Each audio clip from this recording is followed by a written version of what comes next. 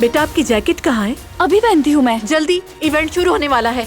मेरी अम्मी थोड़ी सख्त हैं क्योंकि वो एक टीचर हैं। तो क्या तुमने उन्हें मेरा नहीं बताया? नहीं, मैंने अभी तक बताया नहीं है।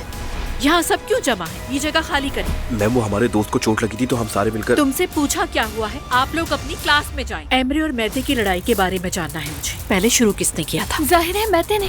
मैं मिलेनियम स्कूल की प्रिंसिपल ज़ैनब अस्लान बात कर रही हूँ। पहले ही बता दूं, मैं बेकसूर हूँ बाबा। अगर तुम बेकसूर हो तो मैं यहाँ क्या कर रहा हूँ? मैं मेते का वालिद हूँ। ज़ैनब अस्लान। ज़ैनब साहबा सिर्फ ये बताएं कि मेते की सजा क्या है। उसे मालूम होना चाहिए कि एक्शन का रिएक्शन होता है, स्पेशली इस स्कूल में। सॉरी टू से, अदरवाइज यहाँ का स्टूडेंट नहीं रह सकता।